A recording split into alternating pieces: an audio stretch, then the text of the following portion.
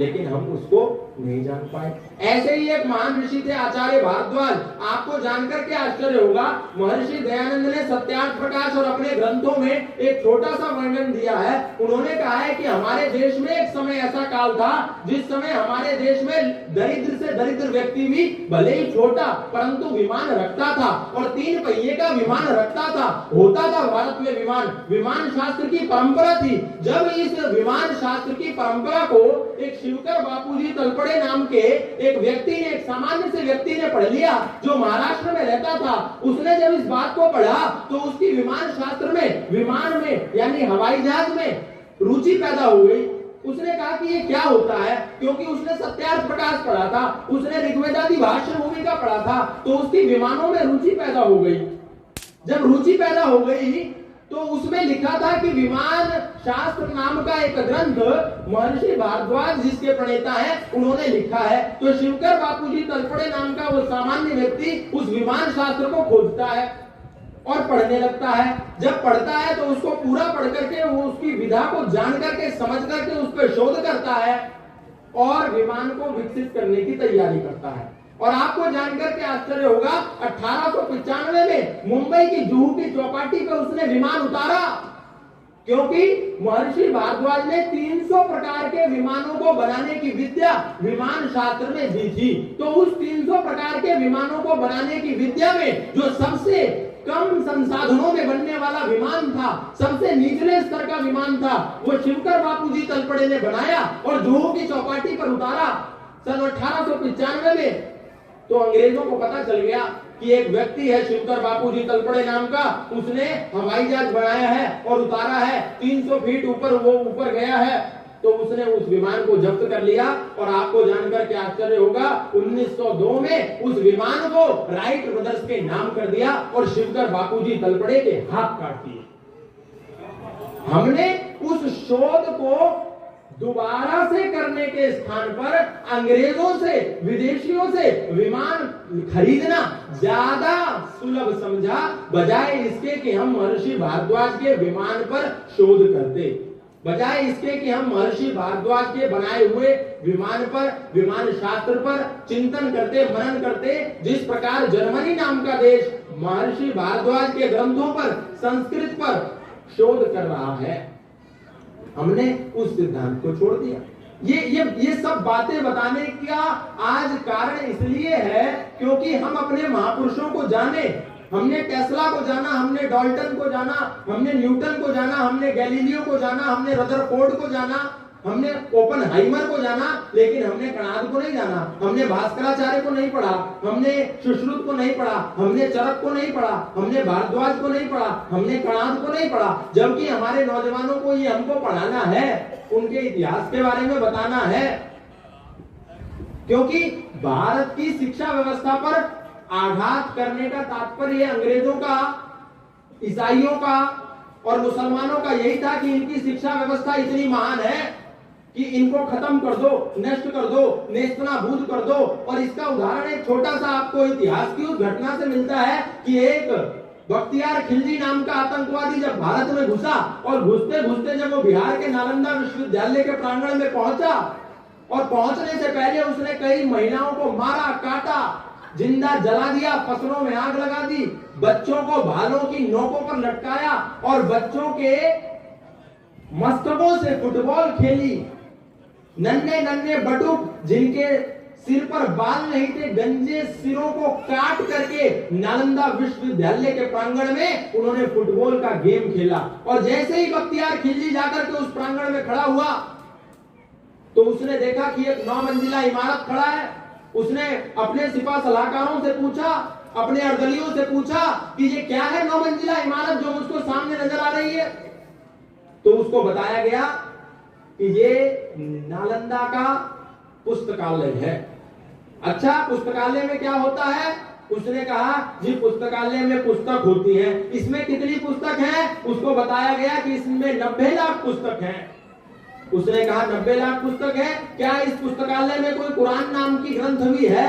उसको बताया गया जी इसमें कोई कुरान नाम का ग्रंथ नहीं है। तो उस बख्तियार खिलजी, उस क्रूर आतंकवादी, आक्रमणकारी, आक्रांता, बर्बर, जाहिल व्यक्ति ने कहा कि जिस पुस्तकालय में कुरान नाम की पुस्तक नहीं है वो पुस्तकालय किसी काम का नहीं है, इस पुस्तकालय में आग लगा दो, इस पुस्तकालय को तोड़ दो। उस बख्तियार खिलजी ने उस पुस्तकालय को तोड़ दिया, उसको नष्ट कर दिया, उसमें आग लगा दी। और उन पुस्तकों से, क्योंकि वो बख्तियार खिलजी लगभग 6 महीने नालंदा विश्वविद्यालय के प्रांगण में डेरा डाल करके बैठा हुआ था, सर्दियों के दिन थे, उसने उन पुस्तकों का प्रयोग शौचालय में गर्म करने वाले पानी के लिए, जलाने के लिए किया।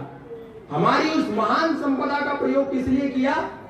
अपने शौचालय में प्रयोग करने के पानी के लिए, उसको गर्म करने के लिए।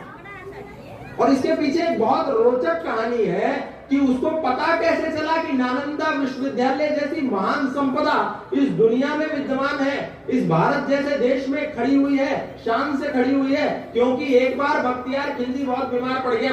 बहुत रोचक घटना है, सच्ची घटना है, आप ध्यान से सुनिए। इससे पता चलेगा कि भारत की संस्कृति वास्तव में कितनी महान थी, कितनी श्रेष्ठ थी। वो बहुत बीमार पड़ गया, उसको दुनिया का कोई भी इस्लामी वकील, वो हकीम और नीम क्या क्या बोलते हैं, वो ठीक नहीं कर पाया। तो उसको बताया गया कि आप तो मरने की हालत में हो, मरते मरते एक और शोध कर लो, एक और प्रयास कर लो। एक बड़े सुप्रसिद्ध वैद्य हैं जो नालंदा के आयुर्वेद विभाग के अध्यक्ष हैं, जिनका नाम है आचार्य राहुल श्रीभद्रसेन। वो बड़े माने हुए वैद्य हैं। आप एक काम कीजिए, मरने की अंतिम चौखट पे खड़े हैं बख्तियार खिलजी, आप प्रयास कीजिए, एक बार उनसे भी उपचार लेकर के देख लीजिए। उसने कहा ठीक है, बुलाओ। आचार्य राहुल भद्रसेन को बुलाया गया। आचार्य राहुल भद्रसेन को जब बुलाया गया तो बख्तियार खिलजी एक पक्का इस्लामिक आतंकवादी था। उसने एक पहले ही शर्त रख दी, बोला आचार्य राहुल भद्रसेन, मैं बीमार हूं, मरने की अंतिम चौखट पे खड़ा हूं, तुझे मुझे ठीक करना है। तो राहुल भद्रसेन ने कहा बिल्कुल कर दूंगा। लेकिन खिलजी ने एक शर्त रख दी, बोला मैं तेरी दी हुई कोई दवा नहीं खाऊंगा, मैं एक कट्टर मुसलमान हूं, मुझे बिना दवा के ठीक करेगा तो तुझे जान बख्श दी जाएगी, यदि तूने मुझे बिना दवा के ठीक नहीं किया तो तुझे सजाए मौत मिलेगी।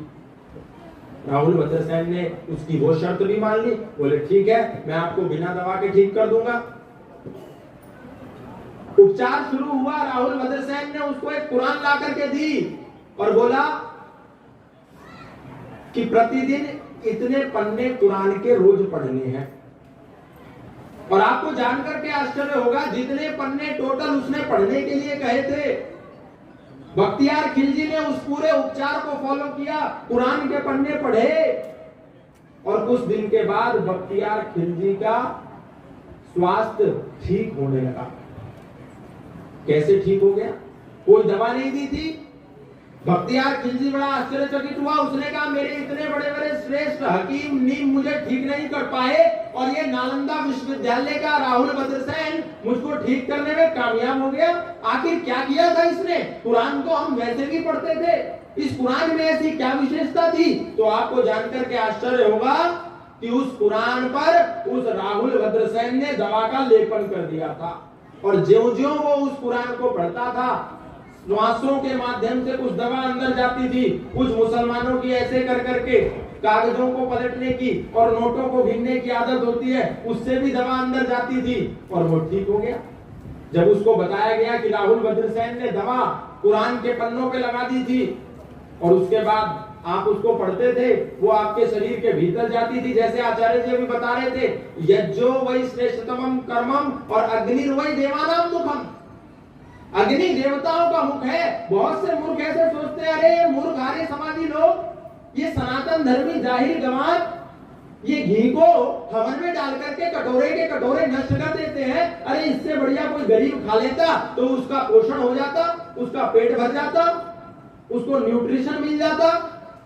लेकिन वो ये नहीं जानता कि अग्निर्वै देवानाम मुखम, अग्नि में डाला हुआ थोड़ा सा घी पूरे यहाँ प्रांगण में बैठे हुए लोगों की स्वास्थ्य के लिए लाभकारक होगा। और वही एक कटोरी घी यदि मैं खा जाऊं, यहाँ बैठा हुआ कोई एक व्यक्ति खा जाए तो उससे केवल और केवल एक व्यक्ति का लाभ होगा। परंतु यज्ञ में डाला हुआ घी पूरे प्रांगण में बैठे हुए लोगों का लाभ होगा, आरोग्य की प्राप्ति होगी। तो जब उस बख्तियार खिलजी को पता चला कि ये कैसा महान विज्ञान है कि दवा, एक तो व्यक्ति प्रॉपर दवा खाता है तब भी ठीक नहीं होता, और ये दवा की बहुत अल्प मात्रा, सूक्ष्म मात्रा मेरे शरीर के भीतर गई और मैं ठीक हो गया। तो उसके बाद उसने कहा कि इस महान संस्कृति को, इस महान विद्या को इस दुनिया में रहने का कोई अधिकार नहीं है, और जाकर के उसने नालंदा का विध्वंस कर दिया। उसने तक्षशिला को तोड़ दिया, उसने विक्रमशिला में आग लगा दी, और ऐसे ऐसे कई विश्वविद्यालयों को भारत में आए हुए प्रत्येक आतंकवादी ने तोड़ा, ऐसे ऐसे गुरुकुलों को तोड़ा और यहाँ पर मदरसों की शिक्षा प्रारंभ कर दी। आज भारत में इतने सारे लोग हैं, वो सब एक स्वर में एक बात कहते हैं कि हम इस भारत को हिंदू राष्ट्र बनाएंगे, हिंदू राष्ट्र बनाएंगे। लेकिन मैं उन लोगों से ये भी कभी कभी पूछता हूँ कि क्या बढ़ती हुई मदरसों की संख्या से हम भारत को हिंदू राष्ट्र बनाने में कामयाब, सफल हो पाएंगे? क्या हमारा ये जो हिंदू राष्ट्र का लक्ष्य है, क्या ये मदरसों से पूरा होगा? क्या ये बाइबल स्टडी सेंटर से पूरा होगा? क्या ये मस्जिदों से पूरा होगा? क्या ये मीनारों से पूरा होगा? क्या ये मजारों से पूरा होगा? क्या ये मिंबारों से पूरा होगा? या ये गुरुकुलों से पूरा होगा? गुरुकुलों की शिक्षा खत्म होती जा रही है। पिछले 10 साल में आखिर कितने गुरुकुलों का उद्घाटन किया सरकारों ने, कितने गुरुकुलों की स्थापना करी सामाजिक संगठनों ने? और वो राजनीतिक संघ में किसी व्यक्ति विशेष का यहाँ विरोध नहीं कर रहा हूं, लेकिन ये एक प्रश्न है, और ऋषि दयानंद ने ये जिम्मेदारी आर्य समाज के कंधों पर दी है, आर्यों के कंधों पर दी है। ये जिम्मेदारी क्या कोई ब्रह्मकुमारी वाला पूरा कर सकता है? क्या धन निरंकारी वालों से ये उम्मीद करी जा सकती है कि वे गुरुकुलों के लिए आवाज उठाएंगे? क्या ये डेरा सच्चा सौदा के गुरमीत राम रहीम के ऊपर छोड़ दिया जाए कि वे गुरुकुलों को खोलने की मांग करेंगे? नहीं करेंगे। ये जिम्मेदारी, ये उत्तरदायित्व आर्य समाज का ही है। ये ऋषि दयानंद ने हम पर ही सौंपा है कि हम मिलकर के या तो गुरुकुलों को खोलें, या जो सत्ताओं में लोग हैं उनसे गुरुकुलों को खोलने की मांग करें। इसके अतिरिक्त हमारे पास और कोई विकल्प भी नहीं है और कोई माध्यम भी नहीं है। इसलिए मैं जब भी जाता हूं ऐसे कार्यक्रमों में, मैं आर्यों से बोलता हूं कि हिंदू राष्ट्र नहीं बनेगा केवल भाषण वादेदारों से, हिंदू राष्ट्र नहीं बन सकता पीरों की कब्र मजारों से, हिंदू राष्ट्र नहीं बन सकता ऊंची कोठी महल मीनारों से, और हिंदू राष्ट्र नहीं बन सकता गिरजा मस्जिद मिंबारों से। हिंदू राष्ट्र बनेगा केवल गुरुकुल के प्रचारों से। इसलिए हम सब मिलकर के अपने आप से सवाल पूछें कि क्या हम गुरुकुल बना रहे हैं या गुरुकुल बनाने के लिए दबाव बना रहे हैं? सरकारें बोल रही है हम मदरसों को हाईटेक करेंगे, मदरसों में सिस्टम लगाएंगे, लेकिन फिर गुरुकुलों की जिम्मेदारी कौन लेगा? आज गुरुकुल नष्ट होते जा रहे हैं। जो ऋषि दयानंद का एक स्वप्न था, हम सबके जीवन में जितने भी यहाँ बालात वृद्धोपरांत लोग बैठे हैं, चाहे एक वो 5 साल का बच्चा हो, चाहे एक 80 साल के कोई बुजुर्ग महाशय हो, हम में से किसी के जीवन में ऋषि दयानंद की 300वीं जन्म जयंती नहीं आने वाली। हम नहीं साक्षात्कार कर पाएंगे ऋषि दयानंद की 300वीं जयंती का, हम नहीं साक्षात कर पाएंगे स्वामी श्रद्धानंद द्वारा स्थापित अखिल भारतीय शुद्धि सभा का जब 200वां स्थापना दिवस होगा। यही वर्ष है स्वामी श्रद्धानंद ने जो अखिल भारतीय शुद्धि सभा की स्थापना करी थी, उसका शताब्दी वर्ष भी यही है। ऋषि दयानंद का द्वितीय शताब्दी वर्ष भी यही है, और स्वामी श्रद्धानंद का बलिदान शताब्दी वर्ष भी यही है। ये हमारे लिए एक त्रिकोण अवसर है कि हम अपने महापुरुषों का, हम स्वामी श्रद्धानंद का, हम महर्षि दयानंद का, हम आचार्य कणाद का, आचार्य भास्कर का, हम राहुल भद्रसेन का, हम भारद्वाज का, हम शिवकर बापूजी तलपड़े का सपना साकार कर पाए। अन्य हमारे पास कोई अवसर आने वाला नहीं है। क्यों? क्योंकि आर्यों के कंधे पर जिम्मेदारी है। अरे याद करो, जिन आर्यों ने नव में जाकर नक्षत्रों को दी है संज्ञा, अरे जिसने हिमगिर के वक्ष चीर भू को दी है पावन गंगा, जिसने सागर की छाती पर पाषाणों को तैराया है, हर वर्तमान की पीड़ा को हर, जिसने इतिहास बनाया है, अरे जिसके वेदों ने घोष किया किणवंतो विश्व मार्यम का, जिसका गौरव कम कर न सकी रावण की स्वर्णमयी लंका, जिसके यज्ञों का एक हव्य 100 पुत्रों पर झनक रहा, जिसके आंगन में भयाक्रांत धनपति बरसाता झनक रहा, जिसके पावन बलिष्ठ तन की रचना महर्षि मुनियों ने की, राघव ने वन में भटक भटक जिस तन में प्राण प्रतिष्ठा की, वो शाश्वत आर्य जीवन क्या बस स्मरणीय मात्र रह जाएगा? उसकी पावन गंगा का जल क्या नालों में बह जाएगा? अरे उसके गंगाधर शिव शंकर क्या ले समाधि सो जाएंगे? उसके पुष्कर, उसके प्रयाग क्या गर्त मात्र हो जाएंगे? यदि तुम ऐसा नहीं चाहते तो फिर तुमको जगना होगा, आर्यावर्त का बिगुल बजा दानव दल को डलना होगा, आर्यावर्त का बिगुल बजा दानव दल को डलना होगा। और अंत में एक छोटी सी बात आप लोगों से कहूंगा, क्योंकि जो लोग आर्य समाज में नहीं आ रहे हैं, हमारा उत्तरदायित्व है कि हम आर्य समाज को इन भवनों से निकाल करके, इन मैदानों से निकाल करके, इन इमारतों से निकाल करके भारत के प्रत्येक नागरिक के घर घर तक ले जाएं। वो कैसे ले जाएंगे? हम उनको केवल इतना बता दें कि जिस योगेश्वर भगवान श्री कृष्ण को तुम मानते हो, जिस योगेश्वर भगवान श्री कृष्ण के तुम गीत गाते हो, बिना मनन करे, बिना चिंतन करे, बिना सोचे, बिना विचारे, और कहते हो कि मनिहारी का भेष बनाया, शाम चूड़ी बेचने आया, तुम योगेश्वर भगवान श्री कृष्ण को बदनाम ना करो। योगेश्वर भगवान श्री कृष्ण का सही चरित्र ये है। वो योगीराज थे और उनको चमुपति एमए की, भवानी लाल भारतीय की, लाला लाजपत राय की योगेश्वर भगवान श्री कृष्ण द्वारा लिखित जीवनी थे।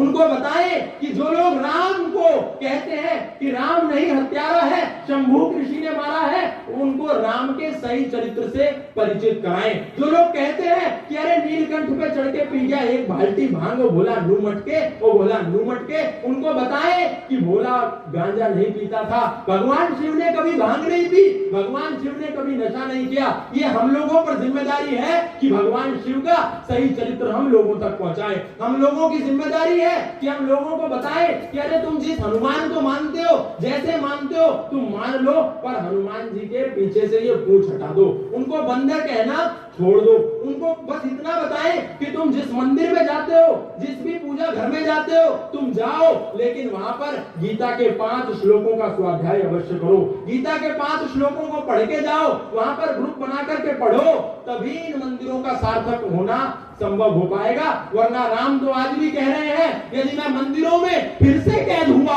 तो मैं फिर से उजाड़ा जाऊंगा, मुझे विद्यालयों में भी पढ़ाया जाए, मैं तभी काम आऊंगा। राम के चित्र से ऊपर उठे, राम के चरित्र को जाने, क्योंकि राम के चरित्र, श्री कृष्ण के चरित्र को न जानने के कारण ही हम लगभग 1000 वर्ष इन आक्रांताओं के, इन आतंकवादियों के, इन बर्बर जाहिल गवारों के गुलाम हो गए। इन गधों और खच्चरों पर आई हुई सेनाओं से हम पिट गए। क्यों? क्योंकि हमने अपने राम, अपने कृष्ण के उन संदेशों को नहीं समझा, नहीं जाना, जीवन में नहीं उतारा। इसलिए हमारा तो एक ही संकल्प है कि हम सबको, आर्यों को मिलकर के पुनः भारत को भारतीयता की मान्यता पर फिर से खड़ा करना है। हम सबको इस काम में लगना है। और एक छोटी सी बात बस अंत में कहूंगा कि हम कैसे इस प्रकार का प्रयास कर रहे हैं। आजकल भगवत गीता कोई नहीं पढ़ता, जबकि सब कहते हैं जी मैं कट्टर हिंदू हूँ, भगवा लपेट करके माथे पर बांध करके टीका लगा करके बोलते हैं हर हर महादेव, जय जय श्री राम, और बोलते हैं हम तो कट्टर हिंदू हो गए जी। इंस्टाग्राम पर ऐसे कट्टर हिंदुओं की बाढ़ आई हुई है, फेसबुक पर ऐसे कट्टर हिंदुओं की बाढ़ आई हुई है, ट्विटर पर ऐसे कट्टर हिंदुओं का सैलाब है। लेकिन उनसे पूछो कि क्या तुम्हें भगवत गीता का एक श्लोक पता है, तो उन कट्टर हिंदुओं को नहीं पता। अरे जो कट्टर इस्लामिक है उनको पता है कुरान की आयतें, उनको हदीसों का पता है, उनको मोहम्मद साहब का इतिहास पता है। तू स्वयं को कट्टर हिंदू कहता है, तुझे क्या भगवत गीता पता है? वो बाइबल स्टडी सेंटर में अपने बच्चे को प्रति रविवार लेकर के जाते हैं, उनको बाइबल की इंजीलें पता है, तुझे पता है क्या वेदों का एक भी मंत्र? तो हमने प्रयास किया कि नौजवानों तक श्रीमद् भगवत गीता के उपदेश को कैसे लेके जाएं। अभी हम शुरुआत कर रहे हैं, धीरे धीरे नौजवानों के भीतर इन संदेशों को कैसे उतारना है। अभी नौजवान एकदम सुनता है अरे 700 श्लोक, 18 अध्याय, इतनी भारी की पुस्तक हम तो नहीं पढ़ पाएंगे जी। भगवत गीता, जय गीता महारानी नमो नमः, उसमें रख दिया पूजा घर में, 4 बत्ती लगाई, 2 टीका लगाया, लाल कपड़े में लपेटा और भगवत गीता की जय, बात खत्म। तो हमने एक प्रयास किया, जो भगवत गीता के 700 श्लोक हैं उसको 70 श्लोकों में सार गर्भित जो हमारे विद्वानों ने किया है, उस श्लोक को हम भारत के प्रत्येक नौजवान तक ले जाने के लिए एक कोर्स डेवलप कर दिया, जिसको नाम दिया समराइज्ड भगवत गीता। भारत का प्रत्येक नौजवान, आर्य समाज को इन कमरों से बाहर ही तो नहीं निकाल पाए हम, इसीलिए हम पिछड़ गए, इसीलिए हम राजनीति में कोई स्थान नहीं बना पाए, इसीलिए हम समाज में एक बहुत बड़ा विकल्प पैदा नहीं कर पाए। तो उस भगवत गीता के 70 श्लोक को जो नौजवान पढ़ लेगा, उसको भगवत गीता का जो मूल सिद्धांत है, भगवत गीता की जो मूल फिलॉसफी है, उस नौजवान को वो पता चल जाएगी। तो समराइज्ड भगवत गीता के कोर्स हैं और हम इस पर बढ़ाएंगे। बहुत सारे हमारे नौजवानों को ईश्वर का सिद्धांत नहीं पता, बस हाँ राम जी ईश्वर है, कभी मजार मिल गई तो वो ईश्वर है, कभी कोई कब्र मिल गई तो वो ईश्वर है, कभी कोई बाबा जी आ गया तो वो ईश्वर है, हमें ईश्वर का पता नहीं। तो डज गॉड एग्जिस्ट? क्या परमात्मा है? और है तो कौन है? महर्षि दयानंद ने बताया है, लेकिन हम उसको मॉडर्नाइज करके, क्योंकि हम पुस्तक देते हैं, नौजवान लेता है, अपनी सेल्फ में रख देता है, कमरे में उस पर धूल चढ़ जाती है, उसको पढ़ता नहीं है।